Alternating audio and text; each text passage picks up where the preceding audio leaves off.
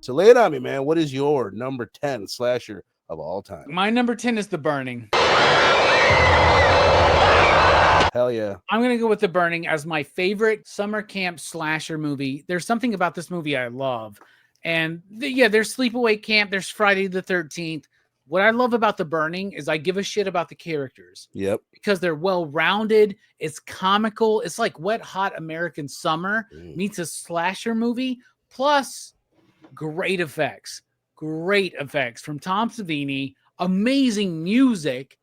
I think The Burning is an underappreciated classic, and I had to list it in my top 10 slashers. I think it's got the best kills in 80s horror. Maybe that's debatable, but I think it's up there with the consistency of each kill being really, really fucking good. The only reason it was going to be, it's in my honorable mention, so it's like, cut that now. My only issue with it is the ending and the lead boy. If this had came out in 82, where they'd seen a few more slashes, I'm like, oh, we need a final girl, or we need a final boy that's likable. Alfred, I think his name is, the peeping Tom and that shit, or whatever. Like, that's the only thing that takes it down just a notch for me. And I forgot that I had brought like actual visual descriptions. Boom. There's my Burning right there. Love it, brother. Yeah. Love it, man. Hell yeah. All right. That was in my honorable mentions. The Burning, your number 10. And then this one, which I'm almost sick of talking about, because I just covered it with you last year, and we just did the entire franchise, but it had to make the top 10. Candyman. I hear you looking for Candyman, bitch. I won't say the same shit I always say about Candyman. He's like a ghost. He's like a vampire. He's a slasher villain. And he is. That's what makes it so cool. And I think it's like one of the early, like, you could call this it's one of the few elevated slasher movies. You get like elevated ghost stories and things like that. But like for a slasher movie to have that good of acting, that thematically rich, the camera work, the music, it's so good. And then he's one of the more interesting slasher villains of all time. He might be like the most interesting. He's up there with his backstory and the relevance even today. One of my favorite horror films, and it's my number 10 slasher. Well, I love Candyman because we covered it here on this channel last year. We did the whole franchise to kick off Horror Fest on PCP Movie Night. I love Candyman. Tony Todd is a goat. Clive Barker is a goat. Hell yeah. The music, the message, everything about it's great. And I just want y'all to know, final thought, don't sleep on Candyman 3.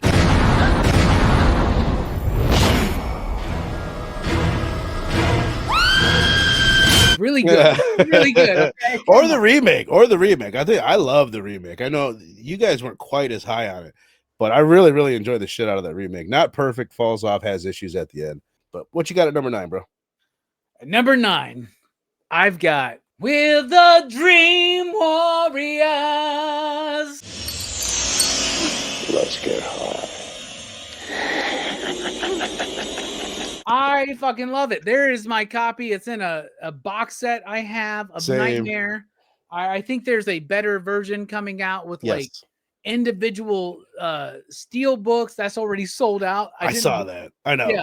I was like, I didn't get it, but I love Dream Warriors. And when I really had to think about it, man, I love Nightmare on Elm Street. It's one of my favorite things. Freddy may be a supernatural character, unlike some of the other slasher victims, but even Jason, I think, is a supernatural villain, right? Mm. Even Michael Myers is supernatural. I shot him 6 times. Right. You know what I'm saying? So like, from the get-go he is, right? Yeah, it doesn't matter if they're supernatural or if they're not. I love the Nightmare on Elm Street franchise. I think it's up and down, but for the most part, my favorite movie to watch out of that entire franchise is The Dream Warriors. It's the soundtrack. It's the characters. The kids, to me, in that movie are so much more resonant than anything that came before or after. I love part 1. I love part 2. I love part 6. Yeah. And I love New Nightmare, but like there's something about Dream Warriors and the Dokken music is so much a part of that. But yeah, I'm going with Dream Warriors, bruh, for number 9, man. I love it, man. That's definitely one that I debated, and I'll leave it at that. I'll come back to it in a little bit. And now I said just a few minutes ago, I agree with you, and I still do. I think Bride of Chucky is the best of the Chucky movies. It's the best made film. But the one I had to put on the list, I was about to call it my favorite. They're like equally favorite. I had to go with Child's Play 2. How's it hanging, Phil? Because of the nostalgia. This is one that like I watched a lot like you, man. I feel like you've said before, like your mom maybe, or you used to watch horror movies when you were really little. Yeah, my mom got me into horror movies. 5, 6, same thing, man. Like my mom I would be watching this when I was like 6 years old. And it's like the perfect movie for a 6-year-old to scare the shit out of you. You've got the best version of Andy. I think he's better in 2 than he is in 1. This is the end, friend. Leaving his mom and having to go live with his foster family for a little kid, that was terrifying. I love the foster sister who ends up coming back in the series. Yeah, Christina Elise, right? So she's good. amazing, dude. I just love the shit out of her. It was like one of those things when I watched the Chucky series and I saw her, I was like, oh my God, I've missed you. Where have you been I forgot how much I loved her as a kid.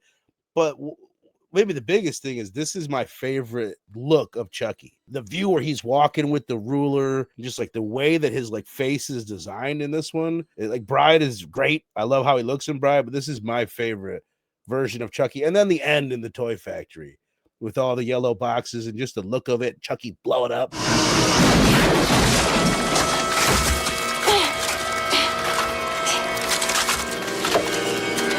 It's so fucking good. I love that one so much. Yeah, I love Child's Play 2. It was a big moment in my life. My mom also made me watch this movie. Not made me watch this movie. Right.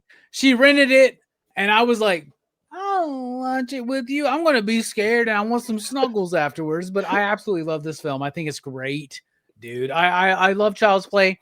I'm very excited to do the Chucky franchise. Me too, man. At the end of Horror Fest, man. I'm dying for it. What you got next at number 8?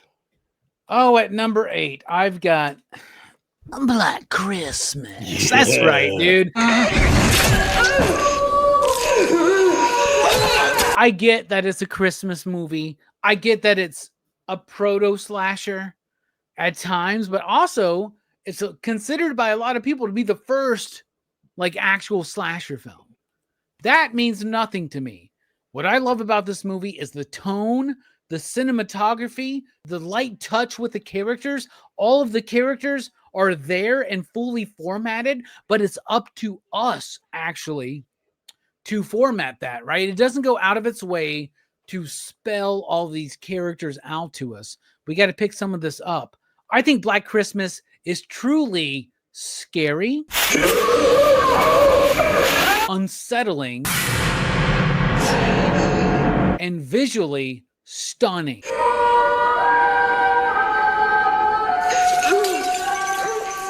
And there are so many great Christmas horror movies. I think Black Christmas is the best. Definitely. So there you go.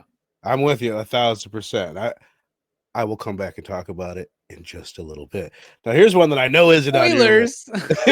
I know this one isn't on your list, brother, and I think we need to revisit it one day. But for now, I'll stand alone with Terrifier 2, baby. Stop. Please stop, please. Fucking like 20-hour long film. You go, the first one had no story. They're like, what? People want a story? So they just jam pack it with so much. But here's my thing. I think it's a lot of like what I say about like some Argento stuff and some Fulci stuff. Like, where else are you going to go to get what Terrifier gives you? I think it's the most like pound for pound. It's like the best movie with that good of kills.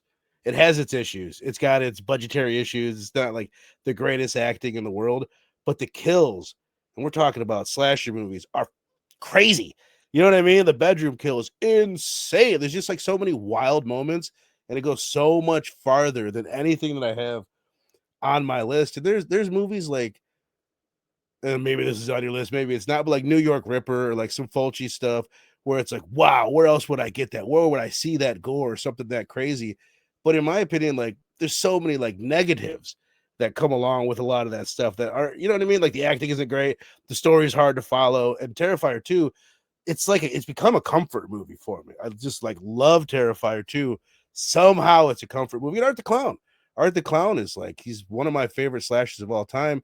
He's put himself on that Mount Rushmore if it's like an 8-headed Mount Rushmore of slasher villains just in the last handful of years with what he's done. So Well, I love that you mentioned Terrifier 2. Me, myself, not quite the fan, and I forgot to share off my Blu-ray of Black Christmas. nice. So there you go. But yeah, Terrifier 2, not quite my cup of tea, but I get what you're saying, man. You And like you're like saying 3 a more, comfort right? movie? A comfort movie? Comment, man. It's because I love the character so much. I love Sienna. Whenever I'm alone and I got 2.5 hours by myself, I'll put on Terrifier 2. Sure, why not, man? Let's go.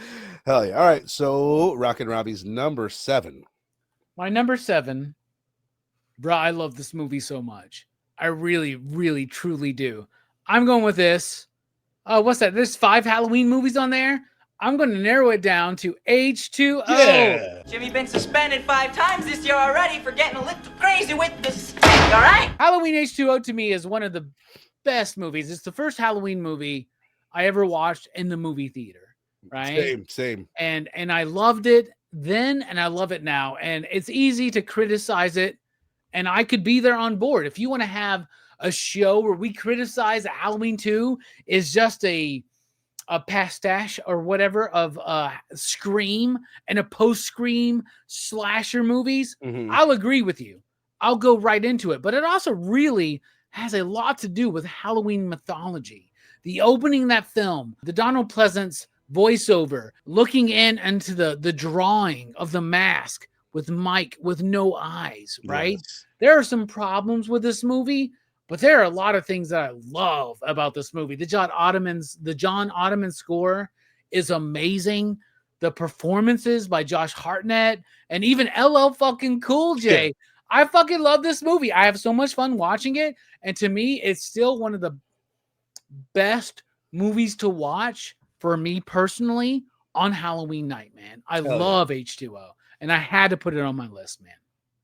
I love it, dude. I love it. And Jamie Lee is it might be her She's great. best This is her performance. best return. It might even outside be of- better than the original, just as far as her performance and like just like an overall like professional acting job from her. Yeah, there's a nuance about her like diving into alcoholism because Yep. of everything that happened, faking her death, leading into everything. Y'all know I love Halloween 4. And it's Same. not even part of my honorable mentions. I love Neither, yeah. Halloween 4, but H2O is so good and the best version of 2018's Halloween we've ever gotten, man. All right, man. So that was your number 7, Halloween H2O. This is another one that was for me very difficult getting into a Friday the 13th movie here. It's the only one I have on my list, and I had to pick my favorite. I've said we've done some great Friday the 13th shows together. We will continue to do more. And I've said before, like, my favorite one is like just barely better than my least favorite one. It's like it's a franchise that's like that. And it was between 2, 3, and 6. And I went with Friday the 13th Part 3 for a few different reasons, man. First of all, the mask. We get the mask, babe. I love 3. I love the shit out of 3, man. We get the mask in 3. I've become like obsessed with Jason masks because I make a bunch of custom ones. I love that. That last half hour, like first of all, the score of the opening is fire. But the score in the last half hour and just like how intense the chase is, I love the kill scenes. The other thing, I love Shelly. People hate Shelly, the curly-haired little fat. I knew it was because you like Shelly. I love It's Shelly. because you feel like you're a Shelly. Verno, you are not a Shelly, man. Just so you know, man. Okay, I love you. We all love you. You're not a Shelly. I have Bruh. Shelly tendencies, man. I'm not ashamed of it. Shelly would have never fucking gotten married and had like 2 kids. You know what I'm saying? Like, so there you go. The other thing I love is the unmasked look that we get from him, like the dream sequence at the end. The other like flashback sequence when we show where the final girl had been there before, even him getting hung and he pulls it off. Like all the barn scene. I think it's the one that I grew up with the most, but it was a very difficult decision. Had to have a Friday the 13th on the list, and I landed on 3D. So where are you at, brother? That was my number 7. What do you have for number 6? My number 6, Scream. Hell yes. Wes Craven, Kevin Williamson. Love this movie. Love this franchise. The most important horror movie of the 90s. Agreed. Definitely the most Agreed. important slasher of the 90s because it continued the slasher into it. Look at all of the wannabe screams. Right? I Know What You Did Last Summer, Urban Legend, Valentine. Hell, Halloween H2O was trying to reformat that franchise because of this movie. There is something so special about this movie, so unique. It was one of the first slasher movies that was aware of slasher movies. It always hits. The performances are great. The music is great. The character of Ghostface is why did I make that like a past tense thing? The character of Ghostface is absolutely amazing. Scream, one of the best, y'all. I love it. One of the best. That's like like I said, I grew up with Chucky. I mean, I guess maybe Child's Play 2 was like the first big slasher that when it came out, I saw it right away. I was really fucking little though, so I wasn't thinking of it like that. But Scream in so many ways is like the slasher movie of my childhood and my teenage years. 1996. I'm 13 years old. I'm so primed for it. It was so perfect. And I had the base knowledge. I knew Jason, I knew Freddy, I knew a little bit of horror. So like a lot of the stuff hit in a way that it wouldn't had I not. But hell yeah, Scream is it's one of those few one of my favorite movies of all time. It's one of those few franchises as far as slashers go, where I've watched every movie in the cinema except for 4. I passed up on 4 Same. and I regret it, dude. I do love 4, but I've watched 1, 2, 3, 5, and 6 in the cinema. And that moment watching Scream, like you cannot, even today, you cannot recreate what it was like watching Scream in a movie theater, man. Hell yeah. I remember being afraid too. Because actually I'm lying. I did not watch it when it first came out in the theater. We bought it because we'd heard so much about it, and I watched it on VHS at home, and it scared me. That's the other thing. It's like hard to even wrap your mind around, like, really? You were afraid of Scream? Because you don't think of it as like an actual scary movie. But as a 13-year-old kid, I do remember being frightened by that movie. But as a little tyke, I was much more frightened by this motherfucker right here. I'm going with A Nightmare on Elm Street for my number 6 slot. It's a tricky one. It could have been higher. It couldn't have been lower, but one of the biggest and baddest of all time. And I really went back and forth between this and Dream Warriors. When we did the franchise review, I gave part 1 a 4.5 and I gave 3 a 5. And I said, it's the best one in the franchise. For whatever reason, just for this list, the concept, the idea of Freddy, but like the set piece kills, they're more memorable for me in part 1. Johnny Depp in the bed, Tina on the ceiling, not even a kill, but just like the Nancy taking the bath, hand coming up between her legs, and just those moments. I do have an issue with it. It's not as like, I don't ever want to, I bought this when it came out like a year ago. I haven't watched the 4K yet because it has like a slow chunks in it, little bits that kind of bog down for me. I don't love the ending where she's booby trapping the house and shit. It's a little bit silly, but overall, like I had to put one of these on the list, and it was either this or Dream Warriors, and I went with the OG. You get a solid dance, you get John Saxon. So part 1. Yeah, it's a great pick, man. It's a great pick. I love it. I love Nightmare on Elm Street. I love the Home Alone nature of the ending, but to me, it doesn't. Like, I have actually more fun watching Dream Warriors or even Freddy's fucking Dead, dude. Like, there's elements about Freddy's Dead that I love even more, but you cannot take away from how important that original was.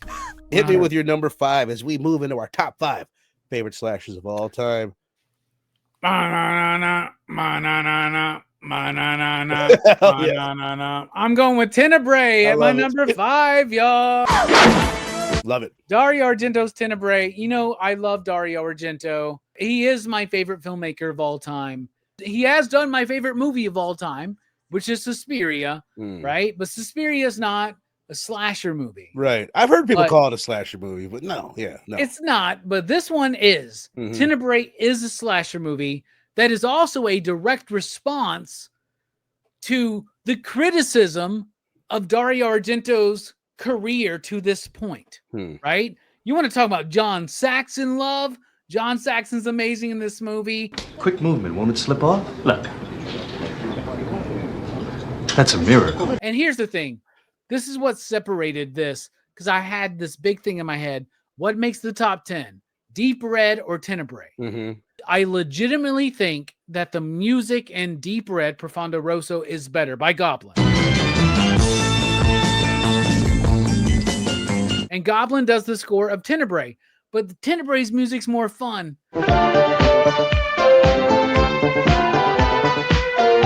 Going from the top of the building down, the camera like pans down with the crane. There is so much to love about this movie. And I think that this is Dario Argento doing his take on the 80s American slasher craze. Right? Mm-hmm. Oh, definitely. Still very early on. Still very much ahead of its time. But Tenebrae to me 82 is not my favorite Argento film, but my favorite Argento slasher.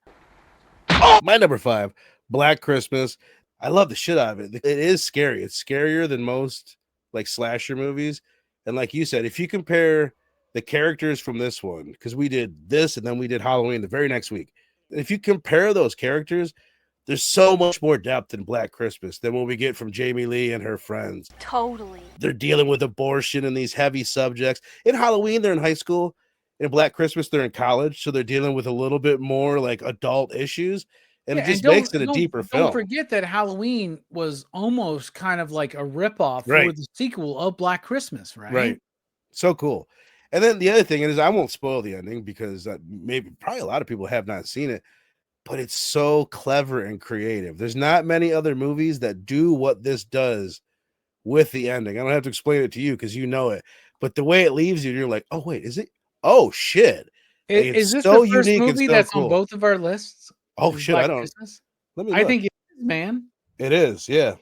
Yeah. That we've talked about so far. Yeah. Yes, so it's very important, obviously. Right. Right. Exactly. Exactly, man. So I thank you for introducing me to it. But that was my number 5. Hit me with your number 4. My number 4 is a slasher sequel that should not exist, but for some reason works and works gloriously. Oh, I know. I'm going with Psycho 2 right here.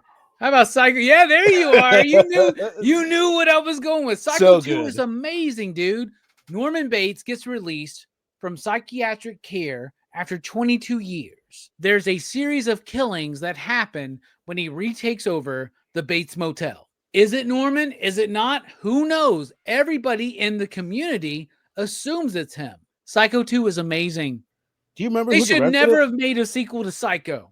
Right? They should have. We can all agree on that. Oh, totally. Totally. Psycho 2 is actually really good. And at times, maybe even slightly better. It's so mysterious. And the camera work is so good. And Anthony Perkins, I think, is maybe better. And he's great in Psycho 1. Yeah. But he might be better in Psycho 2 than he is in Psycho 1. It's so good. And I also love Psycho 3, by the way, just so y'all know.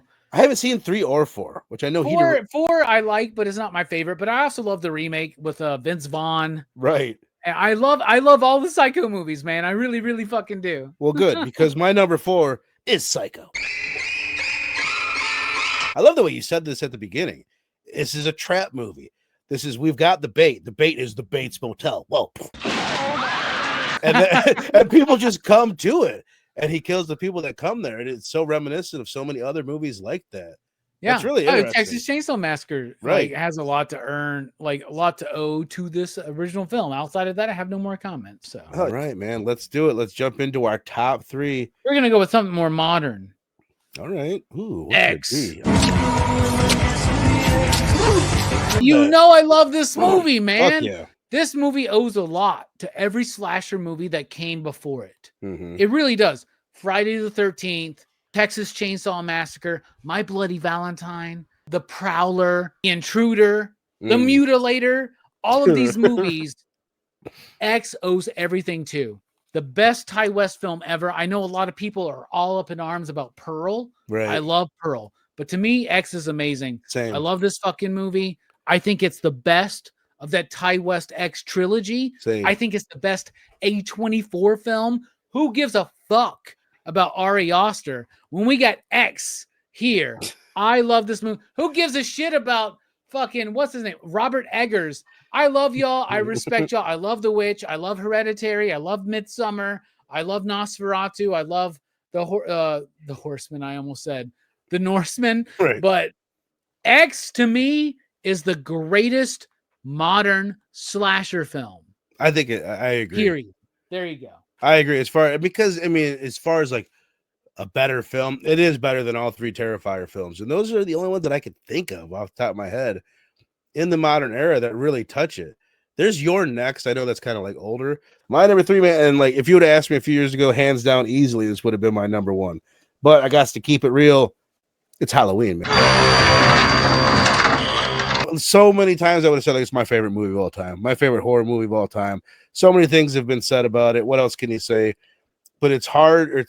You got to remember that like we did not have supernatural, emotionless forces as our slasher villains until this movie.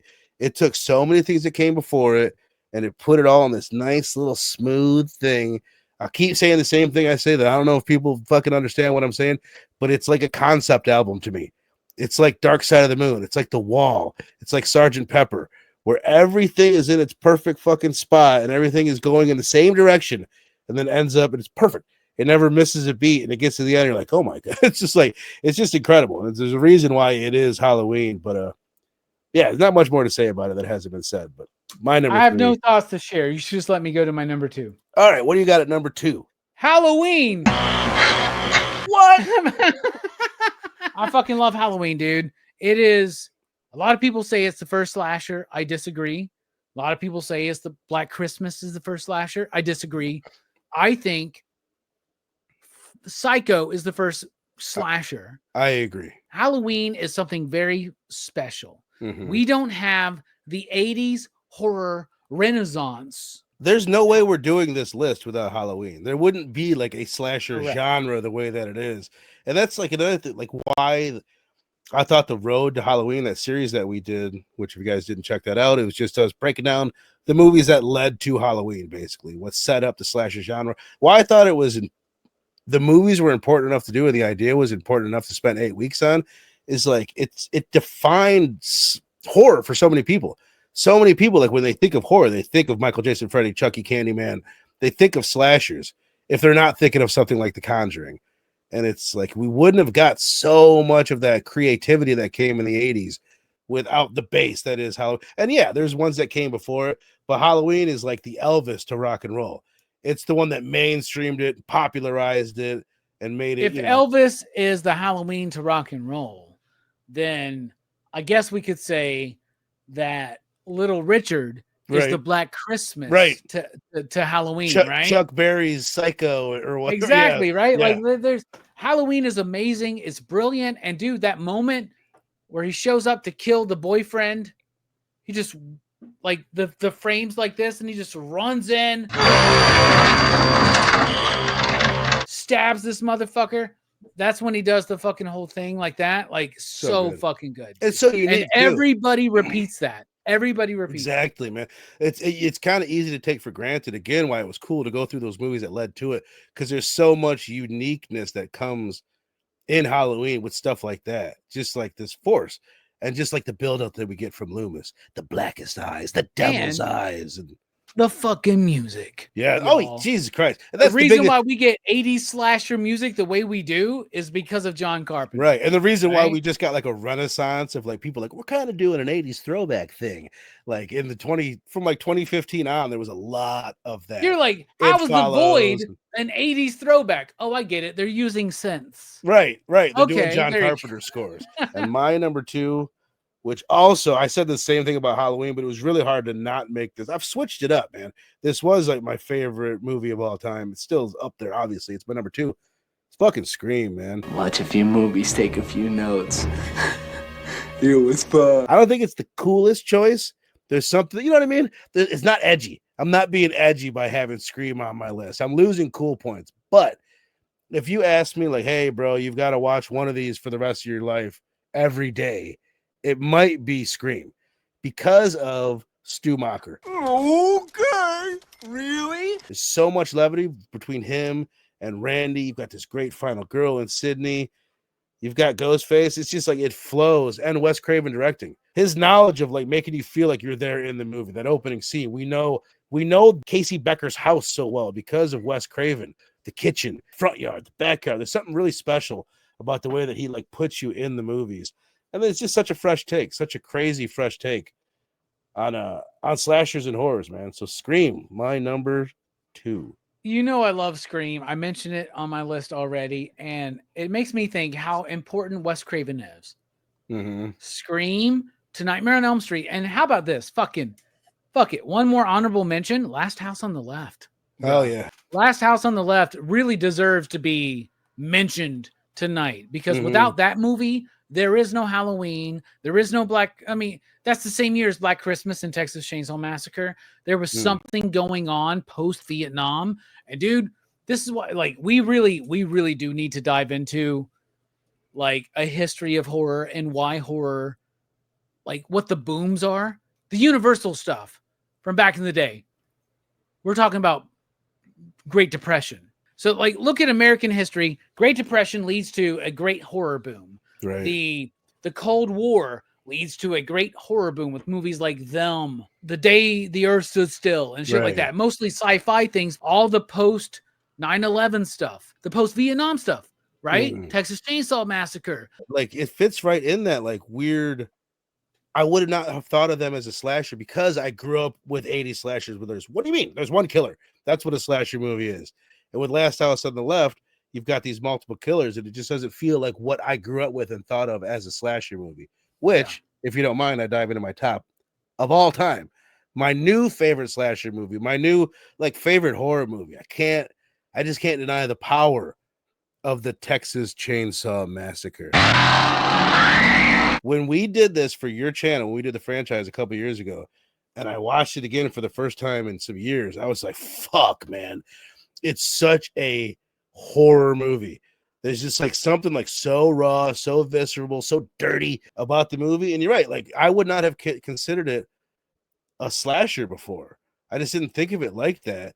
But really, it's like it came before Black Christmas. So I got to look at it as like, this is the first teen slasher because it's exactly that. You've got a bunch of teens going to a place, getting picked off one by one, sharp objects going into their body, blood coming out of their body. It's so good, man. And like the way that it wraps up.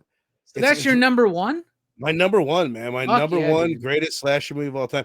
And I like just like Halloween has this way of like, it's like going to the end. And then like it ramps up so much at that last act with Jamie Lee and Michael. And this one does the same thing, but it's like, it's so much more intense. And Halloween's pretty fucking intense. Don't get me wrong. But this one is on another with that chainsaw. It's like on another level. Last thing I'll say on it, and I said this on the show, it gave us 3.5 horror icons. And that ain't easy to do. Obviously, it gave us Leatherface, but the cook is like so iconic and such a cool character. And like, and the hitchhiker and the way that they kind of contrast each other, they're different. They're not like, oh, just this group of killers and they're all the same. They're so different and unique, and they play their own role. And also, something I didn't say about Black Christmas a while back, but I compare these movies how they're almost Giallo-esque with their mystery, but it's like it's so different in the way it's like it's not a whodunit. Like in Black Christmas, it kind of is a whodunit, but the way they reveal it is so like unique and different.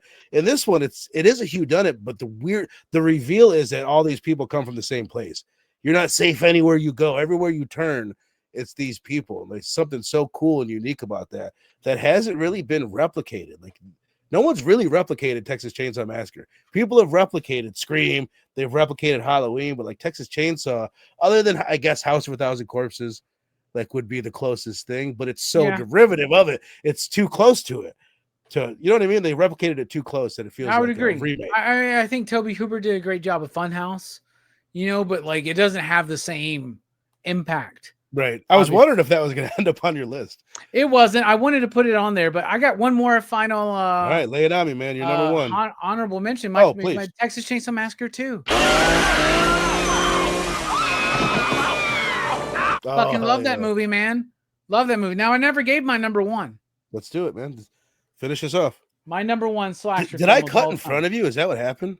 No, I was talking about I got distracted because you mentioned something, and I got distracted by Last House on the Left. No shit. Right, and then that brought you into Texas. Oh, and then I did jump in front, which was perfect. My and apologies. It's fine. No worries, because I think it's best that we leave off here. Right, I love it. My number one, Psycho. Some people call it a proto slasher. Whatever. If you like that term, good for you. Mm-hmm. And I'm there with you. If you want to have a talk about the greatest proto slashers of all time, I want to talk about Psycho as well. When you started this road to Halloween, what did you start with? Psycho, baby. You started with Psycho. Why? Because Psycho was important. Mm-hmm. Psycho was important not just to slasher movies, it's important to horror movies, and it's also important to movies, right? Like this is the first time that at least I can think of, maybe there's a different movie somewhere, but the first American film that I know of that had a main character that we were following, and then I don't know, 30 minutes into the movie, 20 minutes into the movie, you just kill them and start a new journey. Bold, crazy, and to me, Black Christmas, Halloween, The Prowler, Psycho 2, X, these movies do not exist without this movie. And it's Alfred Hitchcock, who also is so important to so many subgenres of the thriller and the horror film, right? Hell yeah. And to me, his best work is Psycho. And to me, there's no movie better than this when we're talking about slashers, where we're talking about somebody who is killing somebody with a knife or whatever. And I hope in the thumbnail y'all like really sneak in and notice my knife says McCook or whatever. It's from Amazon. You know what I'm saying? But no, Psycho's great, dude. The Bates Motel, the psychology of it, and don't forget Psycho based on the same story that Texas Chainsaw Massacre is based on. But Psycho to me is important. And also the most important thing to me about Psycho, or one of the more important things about Psycho, we don't have horror movie music without Psycho. Right. The way we have it today. Revolutionized it. Absolutely. So this movie, to me, is revolutionary. And I think it still stands. And I think I've honestly said this for my entire life that I've been into horror films.